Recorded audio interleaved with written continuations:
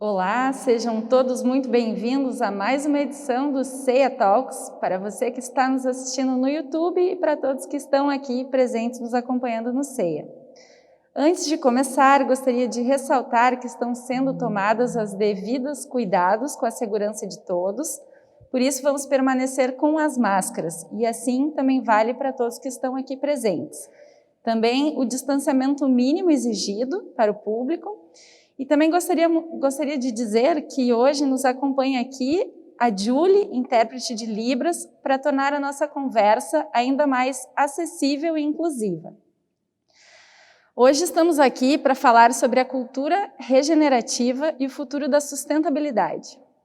O futuro foi antecipado por uma crise sanitária. De repente, isolados, devido a esta pandemia, nos vimos diante da necessidade de reconexão.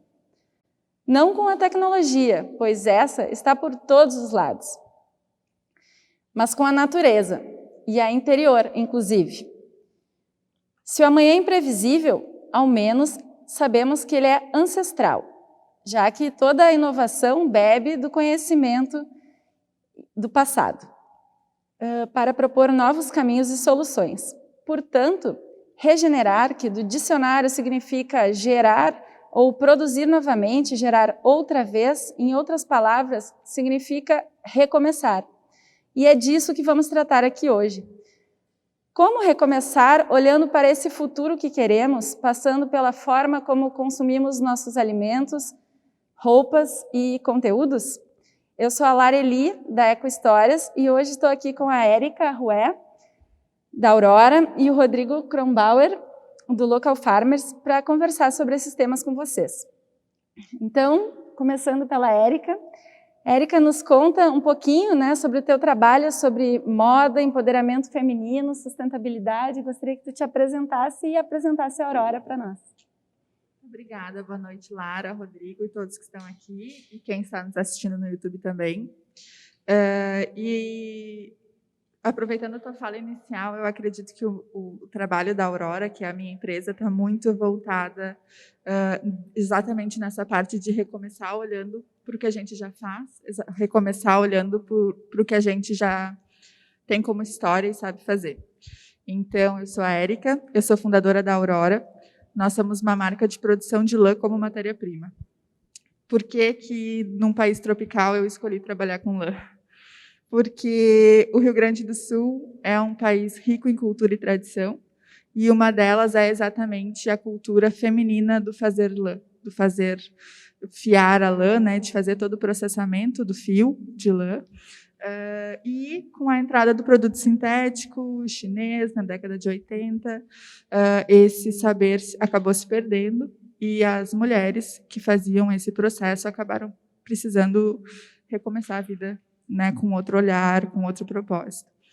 E entraram num ciclo de dependência financeira e emocional, né, de quem provia, então, a família, que não era mais o trabalho delas, que dava renda e, enfim, né, oportunidade para casa.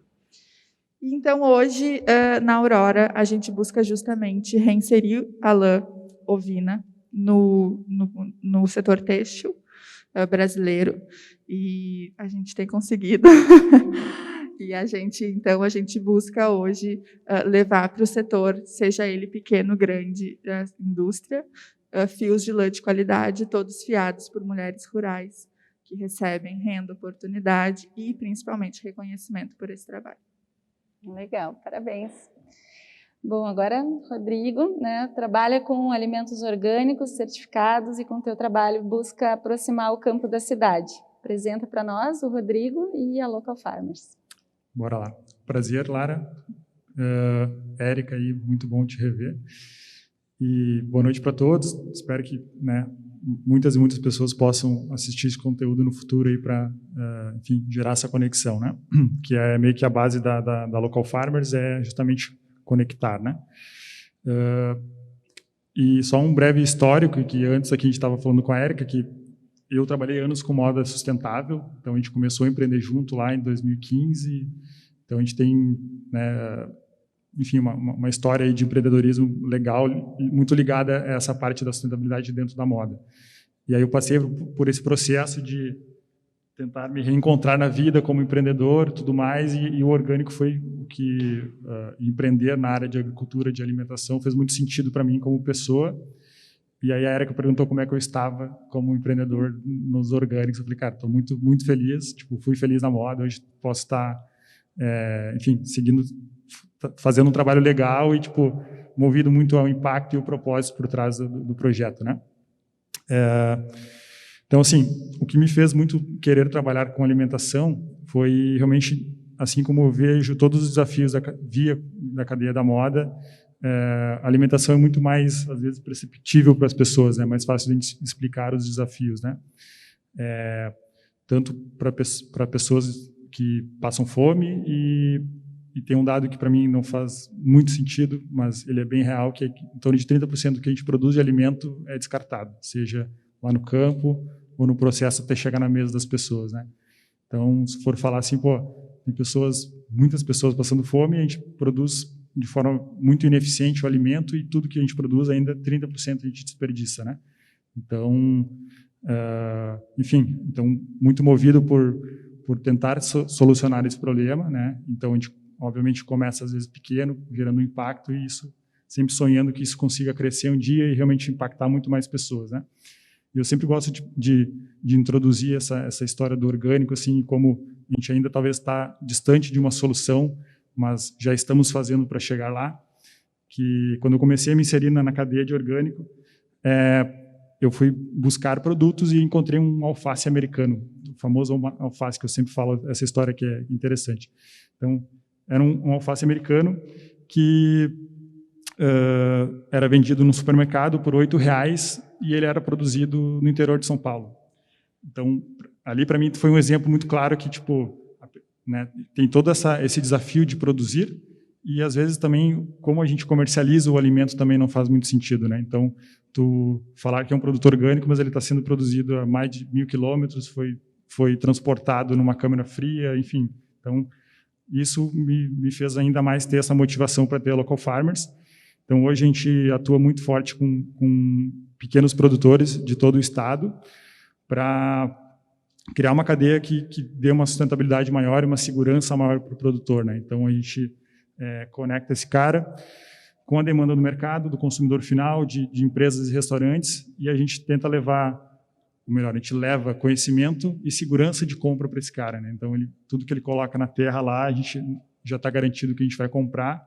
Então, a gente começa aos pouquinhos a criar uma cadeia que funcione de uma forma mais plena. Então, a gente diminui ou elimina o desperdício, a gente gera uma renda e uma estruturação muito melhor para esse produtor, porque, assim, toda a parte de impacto ambiental e tem, né, o que a agricultura tem todo esse impacto negativo, mas para as pessoas também, né? Então, tanto nós como consumidores de comida, que muitas vezes a gente está totalmente desligado e não conectado da origem do nosso alimento, quem produziu, qual que é o impacto que está gerando essa produção, e também o produtor, né? Muitas vezes ele está lá ofuscado por uma cadeia que não foca em dar realmente uma valorização para o produtor, né? Então, esse são os pilares assim da Local Farmers.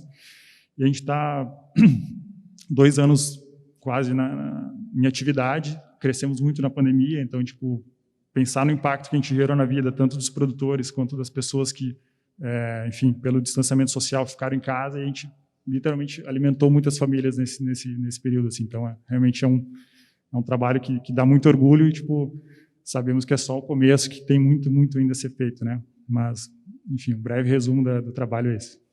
Legal, que linda história. Então, já que estamos falando de propósito aqui, né?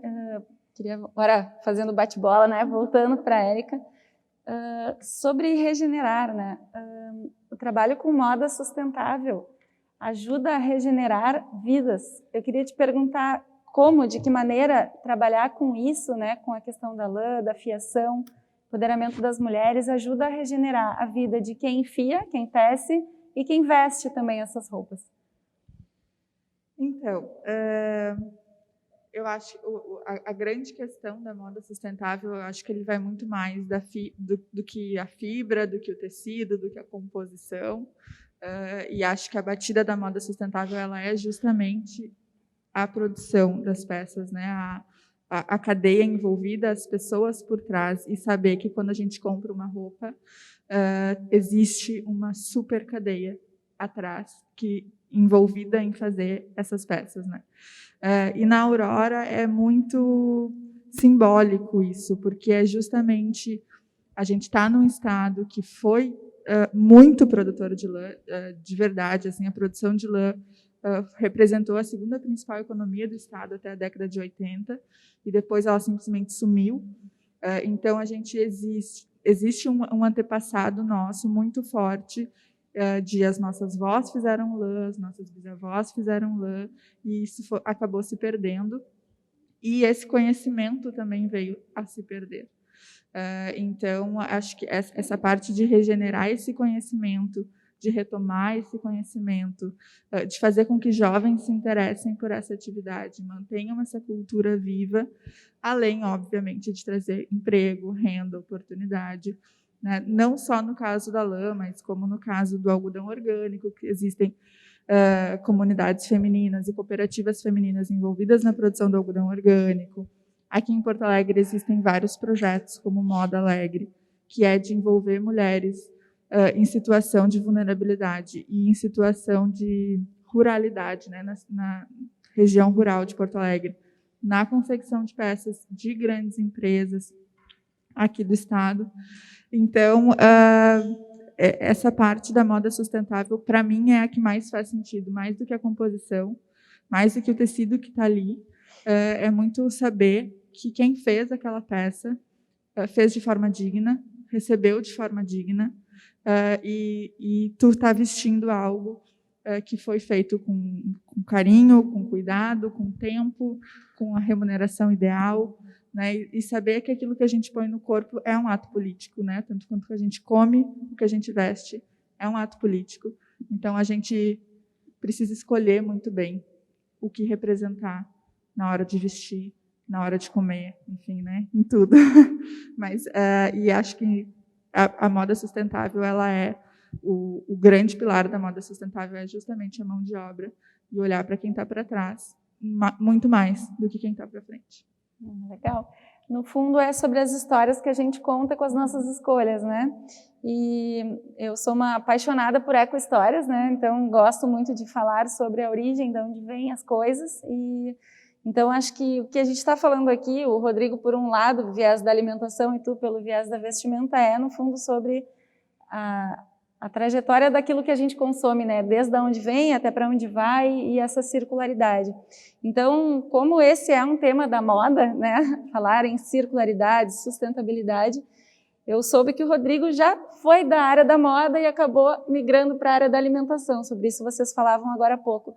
O que te fez, Rodrigo, deixar, né, o segmento da indústria da moda, enfim, de uma área para outra, né? E como tu te sente hoje atuando na área de produção de alimentos, nutrindo as pessoas por um outro viés, né? Sim. Todo o período que eu tive na moda ali, disparado todo o propósito e a essência que a Érica tem na Aurora, a gente tinha vários pilares semelhantes, assim, né? Então, foi um impulsionador por muito período na moda. E, como eu comentei antes, assim, realmente passei por um momento de reflexão muito interno então eu tenho origens de ser do interior, então tenho familiares que produzem alimentos em pequena escala, assim, e me criei numa cidade que é extremamente agrícola e 95% do PIB é agrícola, e eu via a falta de felicidade na vida das pessoas, porque era um formato que não valoriza as pessoas, justamente, né? Falar de distribuição de renda, enfim. Então, a partir disso, nesse processo de tentar reencontrar algo que me desse toda a paixão por empreender,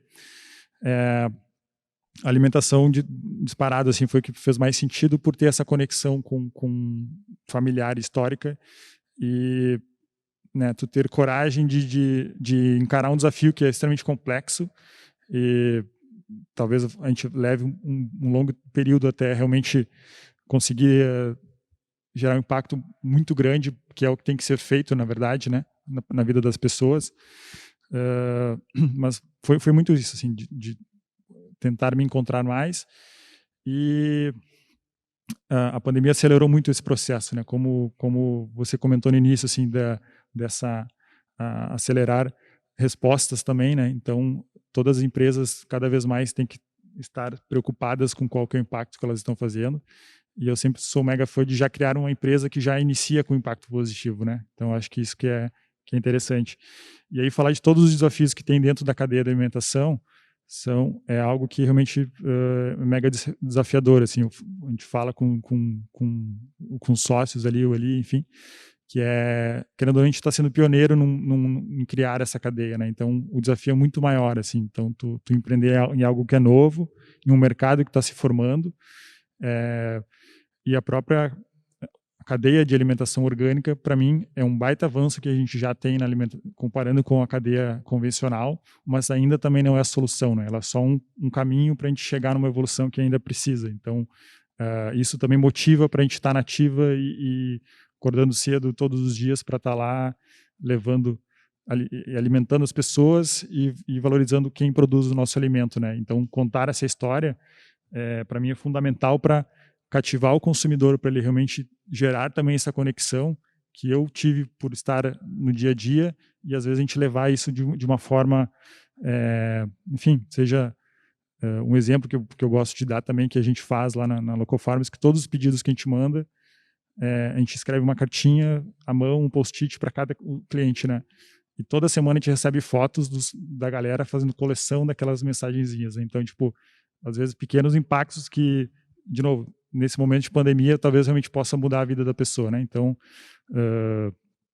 foi essa breve história, assim, para fazer essa transição. E hoje, posso dizer que estou muito mais realizado, assim, fazendo e empreendendo nos formatos que eu consigo, enfim, tá na ativa hoje, né? Feliz fazendo o que está fazendo. Que bom.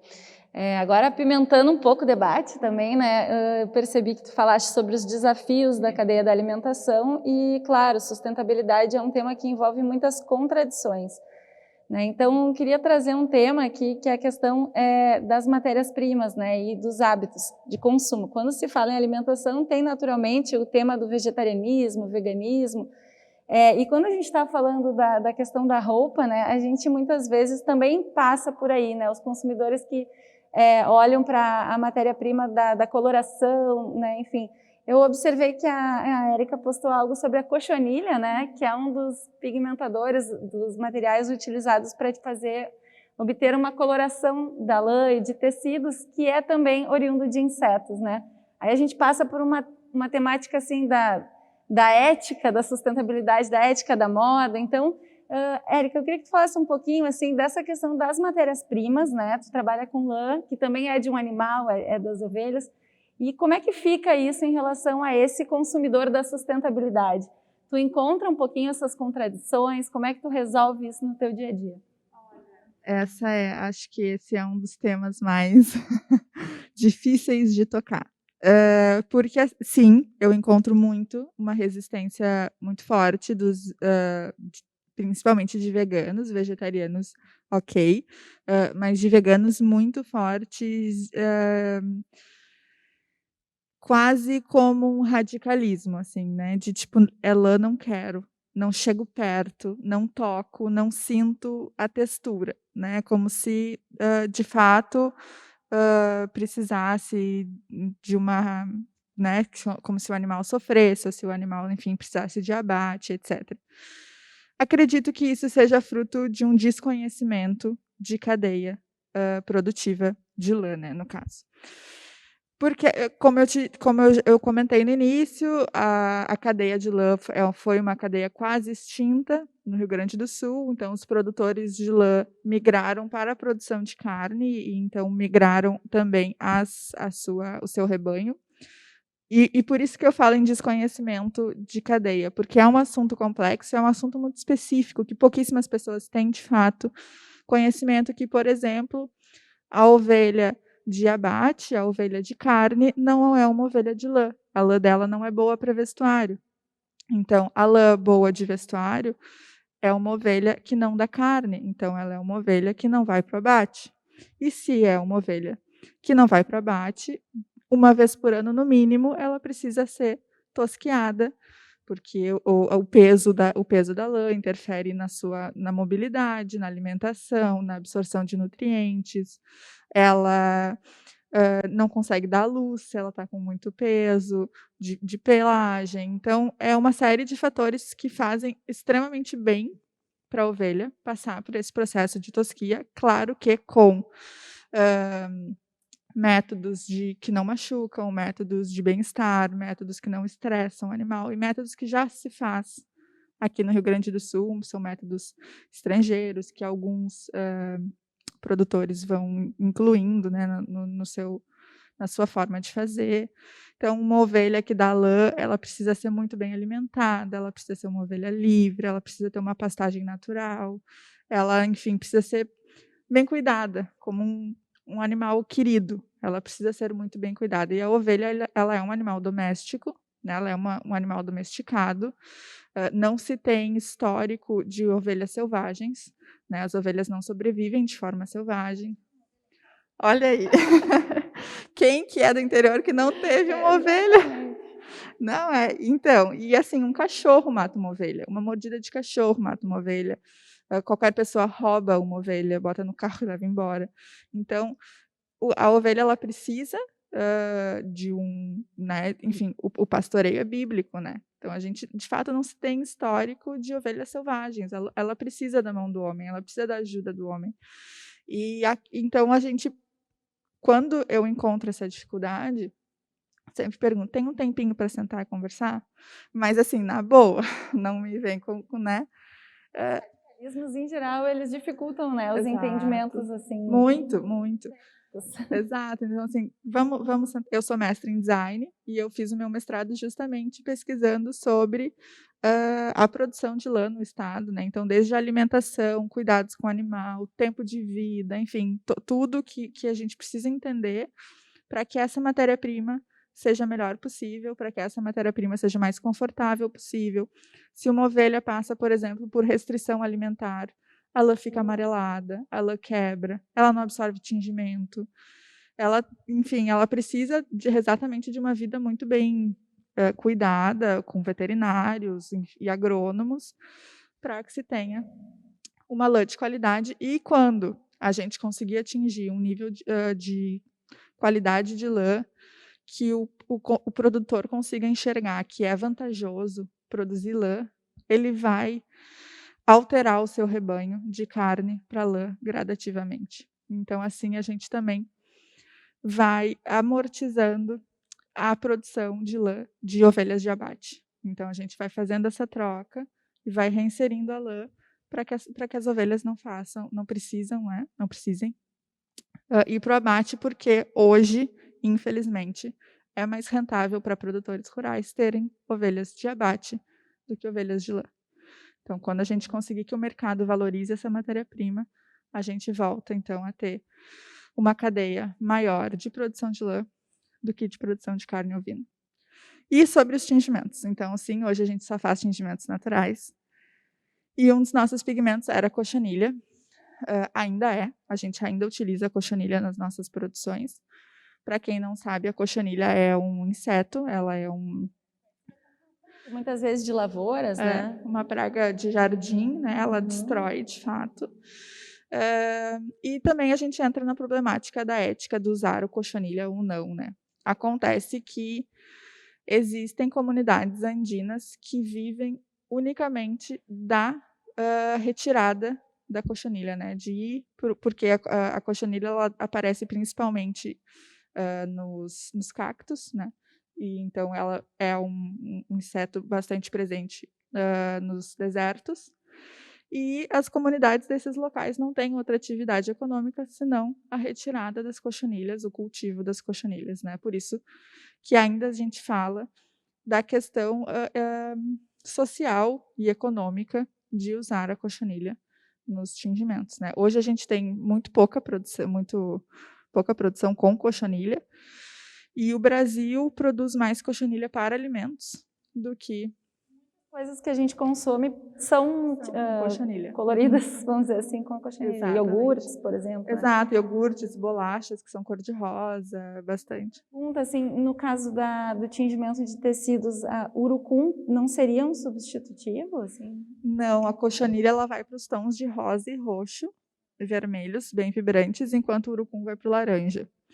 Hoje a gente tenta substituir a coxonilha usando o pau-brasil, a serragem de pau-brasil, que também vai para rosas e roxos, com bem menos tonalidade e intensidade de coloração, mas é assim, um possível substituto. Legal. Aí, muitas coisas para aprender. E interessante como a alimentação está conectada com a moda, né? Porque o que a ovelha consome vai influenciar na cor que fica a lã. Então, tudo está conectado. Voltando para ti, Rodrigo, esse tema, né, do regenerativo, saindo um pouco da polêmica agora, deixei a polêmica para a Érica. Eu queria que tu nos explicasse, assim, quando a gente fala em agricultura regenerativa, né? É um tema que está vindo mais à tona hoje, mas que muitas vezes se confunde um pouco com a agricultura agroflorestal, agricultura orgânica. Eu queria que tu explicasse um pouquinho esses conceitos, né? E dissesse para nós de que forma o Local Farmers está associado a isso e como é que isso impacta positivamente o ecossistema. Certo. Érica, a gente lá tem as galinhas felizes, então tu tem as ovelhas felizes, né? Então, vamos lá. Em termos de tentar ser teórico, mas também, né, não aprofundar muito, é muito assim de conceitos, tá? Acho que antes de eu explicar, já falo que pela experiência que a gente tem com os produtores, é difícil dizer, aquele produtor é biodinâmico, ou aquele produtor segue tais, assim. Hoje em dia, como todas têm muito fundamento na parte de impacto, né? Então, existe essa mescla de utilização de técnicas que tem, né, de diferentes conceitos, assim, mas, no geral, todas têm muitas sinergias em relação a como produzir o alimento, né? Então, vamos lá. Hoje, o que mais está consolidado assim, é o orgânico, né? Então, orgânico, para ficar mais claro, assim, hoje existe até uma legislação em relação a isso. O que ser orgânico e chamar de orgânico é aquele produto que tem o selo Orgânico Brasil, tá? Então, tem diferentes formas de certificados, né? Certificações. Isso, tem processos diferentes de certificação, tá? Os mais utilizados é por auditoria, que eles chamam, que no geral, são empresas agroindústrias, indústrias maiores, que existem parâmetros e regras que tu tem que seguir como produtor de alimento. Tu te enquadra nesses quesitos e aí tu solicita essa auditoria, e ela também pode acontecer aleatoriamente para irem lá e verificar se de fato tu está sendo coerente com as práticas da produção orgânica. E tem um outro processo que também é muito utilizado, chama de certificação participativa, né? Isso é mais comum entre pequenos produtores, onde existe uma regulação coletiva e mútua, assim, né? Então, eles são corresponsáveis por toda a cadeia de certificação, né? Então, é um processo muito mais demorado e, na minha visão, muito mais pleno para, de fato, ter uma cadeia de produção eficiente, né? Mas, enfim, daí, não entrando em polêmicas, são soluções que existem. E, assim, o interessante é que, no geral, esses produtores que são certificados de forma cooperativa, eles já têm muito mais conceitos em relação à agroecologia e conceitos mais profundos em relação a gerar um impacto positivo, né, nessa produção, né? Então, o orgânico ele é muito ligado a seguir, né, seguir regras e ter alguns parâmetros ali para produzir um alimento que é livre de agrotóxicos, agroquímicos, enfim. E aí, a partir disso, a gente tem, na minha visão, evoluções do que é realmente produzir um alimento mais limpo e lá no final regenerativo, né? Então, tem conceito de agroecologia, que é muito, sim, um conceito que ele, além de produzir o alimento, ele engloba várias outras questões e muita questão social, né? Quem está produzindo, como ele está distribuindo, como é que é a distribuição de renda. Pessoal, vamos dizer assim, né? Leva em conta um contexto. Ele enxerga, exato. Então, assim, vamos lá, o orgânico, aquele que veio lá de São Paulo custando R$8, aquilo para mim não é uma solução. Produzido de forma monocultivo, né? Exatamente. Então, isso, o orgânico também tem muito essa relação da monocultura, né, hoje até em escalas maiores, e o agroecológico, no geral, são pequenas produções, muito ligado à agricultura familiar, que hoje sim são praticamente toda a cadeia que a gente trabalha de produtores de alimento orgânico, né? Aí tem esses desafios do mercado, que é assim, tu conseguir ter esse produtor, muitas vezes pequeníssimo produtor, e que ele consiga ter noção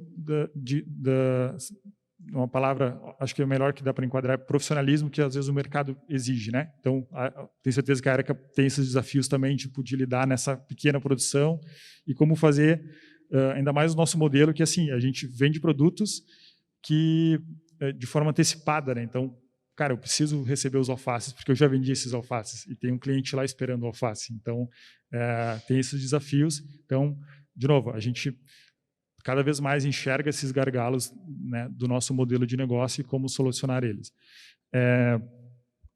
E aí tem, enfim, outros conceitos de agricultura biodinâmica, enfim, outras vertentes.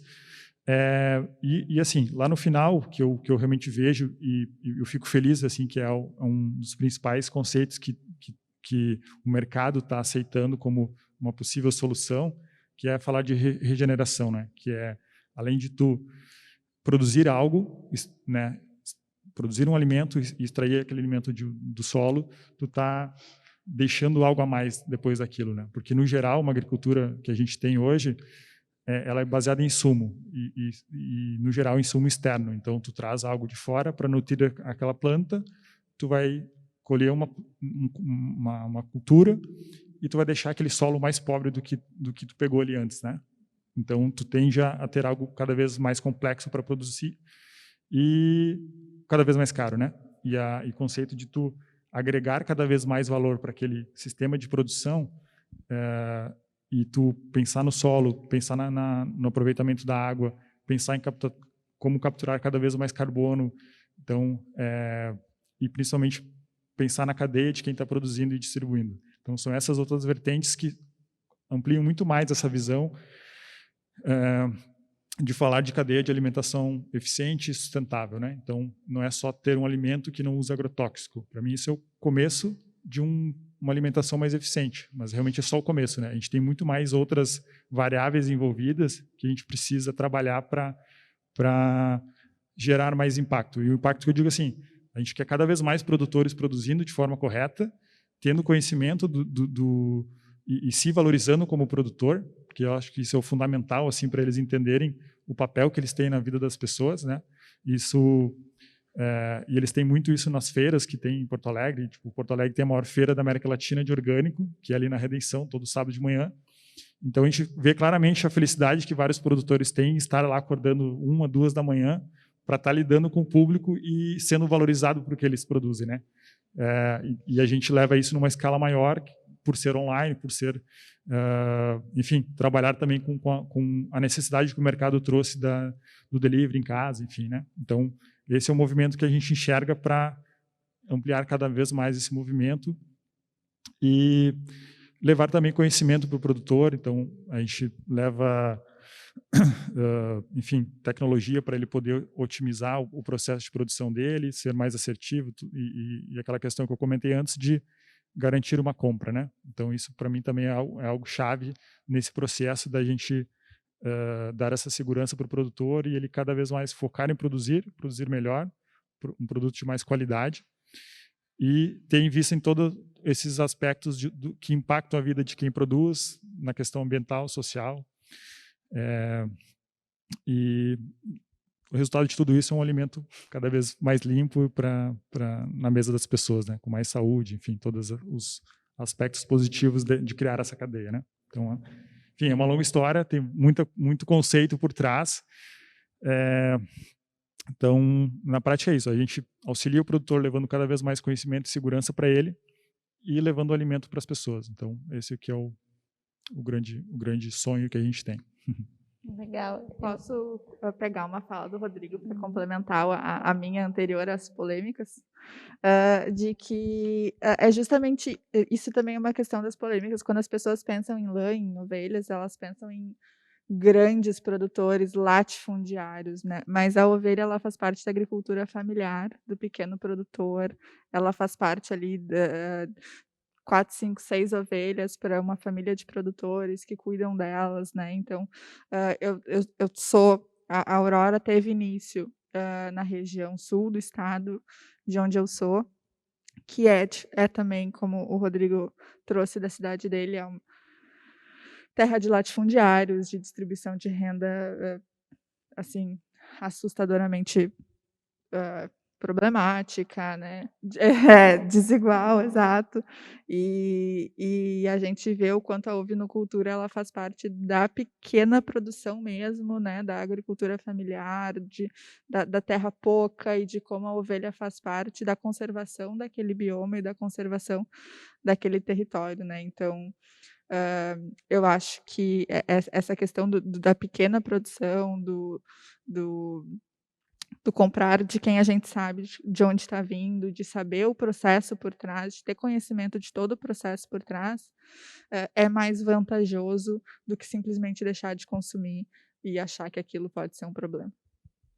E um comentário também é interessante quanto o consumidor está reagindo a esse movimento, né, de ambos os mercados. Então, querendo saber a origem, né, querendo se conectar com as histórias, resgatar esses afetos e tudo mais. E eu acho que tem um ponto muito legal aí, que eu trago um pouquinho também da última fala do Rodrigo, que é essa regeneração de ecossistemas, né? O quanto uma floresta, um produto que se tire, né, seja um produto de moda ou um alimento plantado num sistema regenerativo, ele tem esse valor gerado a mais, né? E essa geração de valor que muitas marcas vêm investindo, porque tem também um outro ponto, que é a capacidade de devolver água para o ecossistema, né? Que o Rodrigo não comentou, mas que eu acho legal.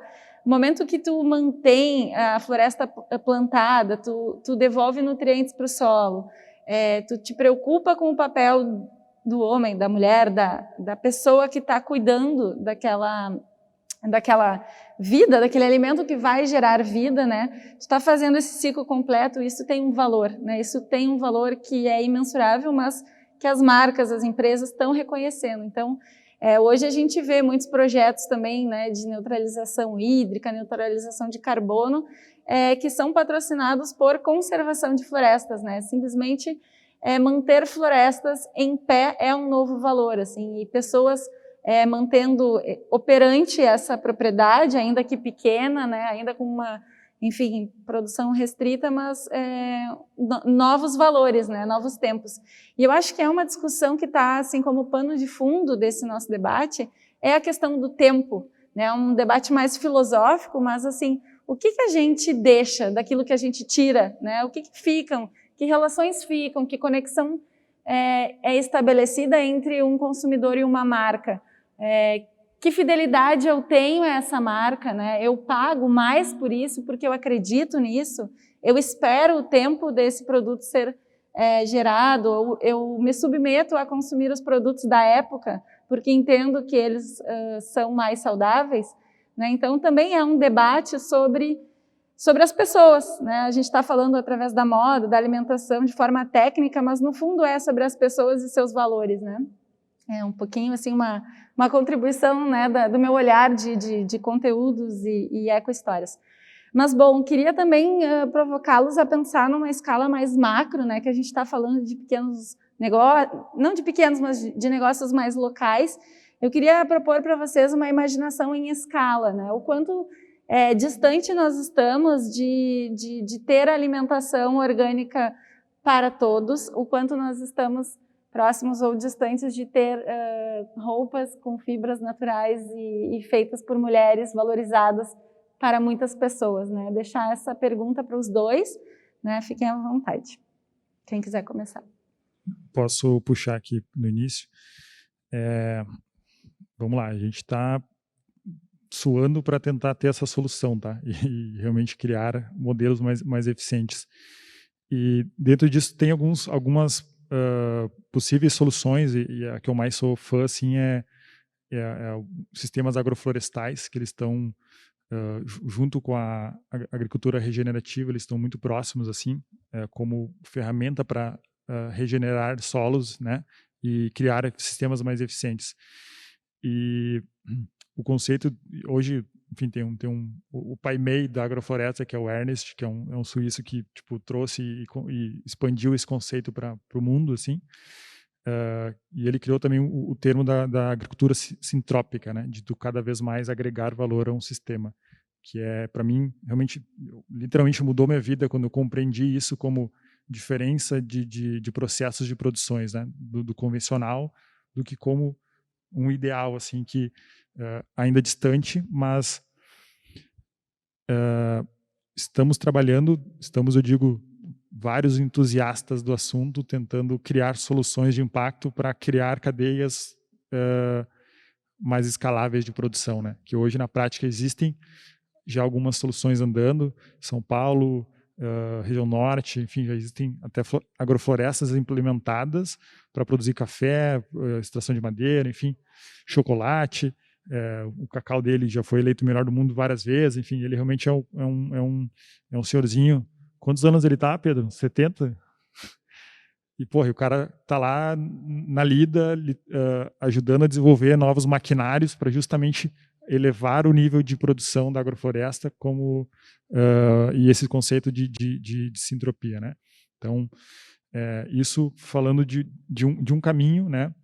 E o outro, eu realmente vejo assim com esse potencial das empresas atuarem como sendo esse catalisador de cativar os usuários, o consumidor, que é isso, tá? Pessoas, sempre é pessoas. Então, é a gente conseguir demonstrar da forma mais clara qual que é o impacto daquela alimentação que ele tem. E a partir disso, tu conseguir cativar cada vez mais consumidores para dizer, porra, maneiro, realmente preciso me alimentar melhor para mim, como pessoa, quero ter mais saúde, mas, porra, eu também posso estar ajudando e contribuindo para sustentar um produtor. Então, outra linha de vertente que existe é essa criações de micro produções que consigam alimentar de forma mais local, enfim, cidades, né? Então, hoje, a gente já tem vários exemplos também de cidades que criam cinturões verdes próximos. Para Porto Alegre, a gente já está formando Viamão, alguns polos, Zona Sul, para não ter aquele alface que viaja 1.000 quilômetros para estar no mercado da cidade, que isso sim não faz sentido, né? Então, e outra grande questão que envolve o nosso mercado do orgânico é a questão preço, né? Isso ainda é muito latente e é um desafio, sem dúvida, por justamente ainda ser processos extremamente manuais e terem custos logísticos, custo de perda de produção, todos os desafios de um pequeno produtor, muitas vezes até por falta de conhecimento. Então, a gente realmente vê também como o nosso modelo de atuação como um caminho para levar o alimento de forma mais acessível. Ainda não é inviável. Hoje a gente não consegue cobrar um preço menor do que um produto convencional, mas a gente já vê possíveis soluções para fazer isso, né? Alguns produtos a gente já consegue, e isso nos deixa até feliz, assim, tipo, tá na época da couve-flor, porra, a gente consegue vender uma couve-flor mais orgânica, mais barata e muito mais bonita do que uma couve-flor que está lá, enfim, num supermercado, embalada num plástico, né? Então, assim, tem vários possíveis caminhos e eu realmente acho que eles vão evoluir meio que juntos, assim, para conseguir, tá? Mas falando assim de desafios globais de alimentação, e tirando toda a parte romântica da parada, cara, a gente realmente precisa muito rápido criar cadeias mais eficientes de alimentação. Então, eu boto muita fé que a gente conseguindo levar esses conceitos de forma mais até mecanizada para realmente entre ter um produto, uma monocultura que não pensa na regeneração e ter uma monocultura orgânica que pensa na regeneração e está implementando isso, a gente está criando aí sim um produto que faz mais sentido. E se ainda não existe aquele mundo ideal com todas as produções locais, cara, vamos já dar uma solução para o que já existe e já melhorar o que já está sendo feito de forma errada, né? Então, são algumas pinceladas assim que eu vejo como possíveis não, realmente precisam ser implementadas. E já tem, cada vez mais a gente prova assim, que realmente dá, muito de, né, nós como consumidores termos essa noção que é a gente que é o principal ator assim, para começar essa transformação, né? Então, seja comprando as belas roupas da Érica, todas de marcas sustentáveis. E, enfim, nós como consumidores, a gente tem que ser esse propulsor e se questionar mais do que em relação à origem e impacto, do que só pensar né, porra, quanto custa essa peça aqui? Né? O custo ele é muito mais amplo. O barato não é barato, ele tem algum motivo para custar muito barato. Então, seja na moda, ou seja na alimentação, enfim, assim, procurem mais, né, tentar saber qual que é a origem, que como consumidores a gente vai estar fazendo, né, gerando um baita impacto assim, para seja incentivar empresas, enfim, e muito mais até cobrar empresas para que elas de fato sejam mais corretas e pensem no impacto que elas também têm na nossa vida, né? Consciência e protagonismo, então. Isso aí. Vamos lá. Até complemento dizendo que acho que, de fato, na atividade do Rodrigo, a escalabilidade é, de fato, uma problemática, né? A alimentação orgânica mais, não só acessível, quanto em escala de quantidade, de fato, é uma problemática. Mas na moda, talvez eu entre em outra polêmica. Eu não acredito que moda precise ser escalável. A gente precisa se alimentar, mas a gente tem roupa suficiente para se vestir por muito tempo. Então, a moda escalável é justamente a moda que a gente precisa questionar. E ela só é escalável, como o Rodrigo disse, porque nós, consumidores, fizemos um sistema de moda escalável, né? Não foi a grande empresa que disse para a gente que a gente precisava de roupa a cada 15 dias. Foi a gente que mostrou para a empresa que tinha demanda para ela fazer roupa nova a cada 15 dias. Então, a grande questão da escalabilidade da moda sustentável é a pequena marca, né? É o pequeno ateliê. É melhor ter 10 marcas sustentáveis pequenas do que uma muito grande. Então, e vai muito da gente, como consumidor, saber questionar, como o Rodrigo disse, questionar de onde é feito, como é feito, do que é feito, saber a origem do preço, né? O que está envolvido no preço daquela peça, o que está envolvido no tempo de produção daquela peça. Por exemplo, na Aurora, a gente não trabalha com estoque, todas as nossas peças são por demanda. Então, o consumidor ele precisa saber que ele vai esperar 20 dias úteis para aquela peça ser despachada. E está tudo bem, faz parte do nosso processo, menos roupa no mundo, né? Roupa com consciência. E existem outras formas de ter moda sustentável acessível também para todos, né? Assim, a moda circular, segunda mão, peças feitas, né? Hoje a gente vê muito, principalmente na pandemia, o quanto fazer a sua roupa, fazer um tricô, fazer um crochê, voltar a pensar em construir o seu guarda-roupa, ganhou muita força durante a pandemia, né? E a gente viu na pandemia também que aquele guarda-roupa com milhões de peças não é necessário, né? Quando o mundo para, a gente não precisa de tudo aquilo que está ali dentro. Então, eu acredito que moda não precisa ser escalável. A gente tem roupa suficiente no universo para viver vários anos, várias gerações. Então, vai muito da gente como consumidor entender o que a gente precisa, que marca a gente quer apoiar e, de novo, volta ao ato político, né? O que de fato a gente quer vestir e quer representar usando aquela peça. A gente comentava aqui no começo, né? Nós temos aqui ao meu lado uma pessoa de manga curta e uma pessoa de lã, né? Então, realmente as questões climáticas também nos colocam nesse lugar de questionar, e as questões de consumo da mesma forma. Então, agora a gente já está se encaminhando para o final desse debate. Eu acho que a gente teve uma rica conversa, né, sobre o futuro, que basicamente é olhando para o passado e vendo em que lugar a gente se coloca no atual momento presente, com consciência, com criticidade, né, claro, pensando a parte econômica da sustentabilidade, as formas de sustento, escalabilidade, impactos globais, mas muito olhando também para o local, né, para o nosso entorno, e eu acho também que olhando para dentro, né, e questionando o nosso papel nesse contexto. Então, não sei se cada um quer dar uma palavra final, tem que ser uma palavra mesmo, porque o nosso tempo já está esgotando, sobre como regenerar o futuro. É uma frase, tá? Mas consuma local. Acho que é isso, é um belo começo, assim.